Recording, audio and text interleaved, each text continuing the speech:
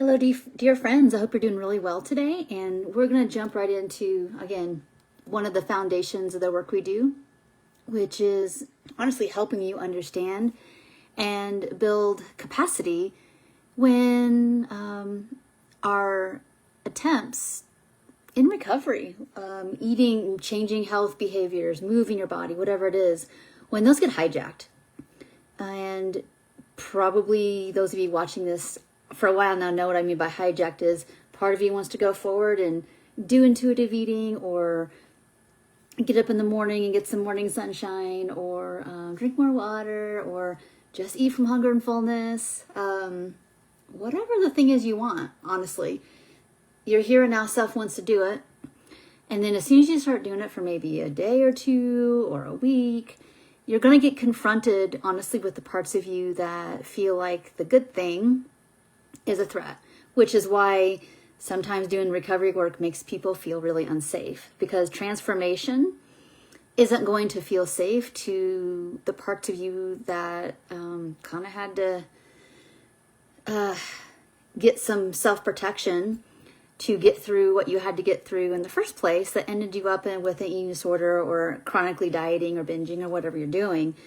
And so this video, I do hope that we can, again, remind some of us who have been doing this a long time that it is really normal to have layers of the process where you felt like you've already done this kind of work, but maybe there's some more layers and some information that you need to know for your next level of freedom, or next layer of freedom, or it's like maybe close to the last bit and there's just a little piece hanging on there that needs your attention. And then for some of you, this is brand new information. You are just now watching these videos for the first time or downloaded some of the kind of the getting started kind of gifts that we offer people to kind of get their mind around this new paradigm of we have to bring radical compassion and curiosity and courage to these parts of ourselves that keep getting rejected and abandoned. And we don't really always understand that we're doing that to ourselves, but we are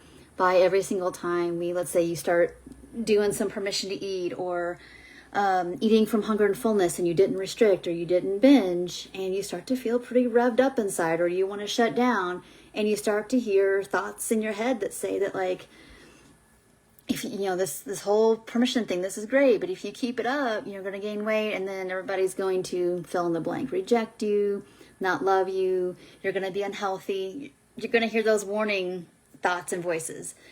Or it might be something different, like you're trying to, I'm just making up something, take in more fiber or protein or whatever, and you don't want to jump on the current, cultural bandwagons that everybody's doing.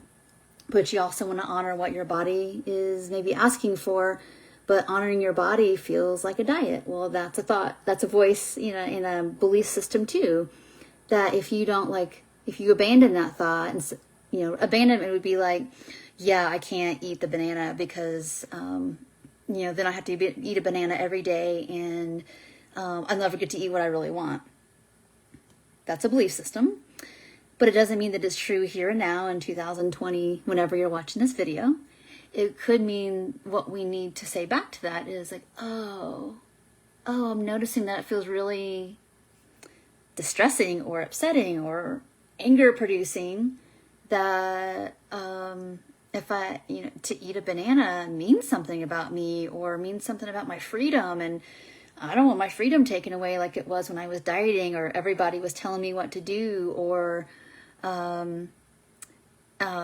maybe there's a belief then that eating well means that you don't eat what other things you like too. And so we have to get to the root of those issues. Where did that come from? Who says? What do you actually believe about that here and now? And if you're not sure, then it's like, well, maybe we just need to try. You can always go back to restricting and binging, if you don't collect a string of good experiences of eating what your body's asking for and maybe getting some benefit from that, or eating the banana, also knowing that you don't have to eat low calorie or anything either. So it's just really important that we understand that the reason we get hijacked in any kind of recovery behavior is that some part of us inside feels like the right thing, the good thing, is going to hurt us. And why would we think that? Because back then, maybe we had to believe these things, even if they were not true or partial truths or just flat out lies, to minimize or deflect or repress or whatever we had to do with the pain that we were feeling back then when those thoughts and behaviors started. I mean, remember, all dieting, binging, restricting behaviors are defensive strategies. And we're not old enough. We're not old enough and resourced enough to know how to maybe the problem isn't my body. Maybe the problem is that the environment thinks it knows what's best for me, but it doesn't. It's not really inside me knowing that, and them tell me what to do, or controlling my food and my body makes them feel more safe, powerful, in control, whatever. And maybe I don't, it's like when you're younger, all you can say is, oh, they're older and bigger than me, they must be right, there's something wrong with me, versus, that's messed up, I'm out of here. We can't do that, right? So we have to pick up these other strategies of my body's too big. If I eat that food, it's going to make, me a worse person, or not a less healthy person. And again, don't get anything misinterpreted here, that we definitely believe in, nutrient-based, dense eating. It's just that we don't need to be perfectionist about it. But we have to foundationally put the pieces in place, meaning if you're not eating enough or you're eating chaotically, and there's other health behaviors that aren't involved in all this, and we blame everything on our size and any one food, all we're doing is creating more stress responses, which makes our bodies feel more unsafe. And if our default is, when we feel unsafe, is to dissociate or to reject ourselves or to fawn, people please, or to run back into calorie counting or programs or counting macros or whatever it is we're doing, we are recapitulating the abandonment and self-rejection. And again, that creates more threat response. So you can see the circle here. So what do we do about this? Like I said earlier in the video, it's vitally important that we decide that we are going to look at those, when we start to do a thing, whether it's food journaling or restricting or binging or wanting to go back in a program, we hear those thoughts and oh, I'm doing that thing where some part of me wants to do X, Y, Z.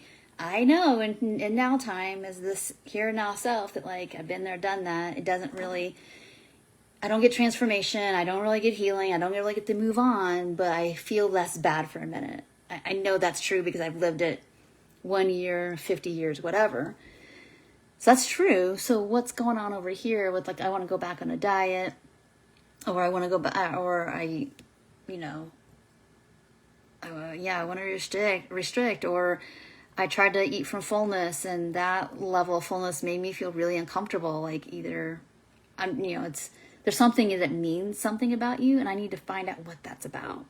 So then we can get to the root of that and have more space, so you don't feel triggered as much when things feel uncomfortable, because there's a difference between something being dangerous and a threat, and then something feeling really new or uncomfortable, or you feel some emotions, but they're bigger than maybe the circumstance is congruent to. So I know I talked a lot of words, but I want people to have an understanding of the process of what it is to be in recovery, to explore this work, what it looks like to even talk through these things. And of course, there's really practical things that go along with this. Once you recognize what these other parts of you that want you to restrict or binge because that feels safer, maybe what the need is, then we can actually get down to the business of your biology and providing supportive eating and other supportive behaviors that will improve your health and that will help build your agency and autonomy and feeling more comfortable in your own skin, whether you lose weight or not, or whatever happens with your external circumstances. So I hope this video was helpful. There'll be a little bit more of additional stuff in the blog this week that will be connected with this video that I hope that answers some questions and things make sense to you. So I think that's it for this little video here. If you have questions, comments, concerns, you can email me at tracybrownrd@gmail.com. You can put a comment below, and I'll do my best to support you in this kind of non-official, I'm not your dietitian until I'm your dietitian kind of way, but I do my best just to support the direction you're wanting to go. And thank you so much for watching. Bye for now.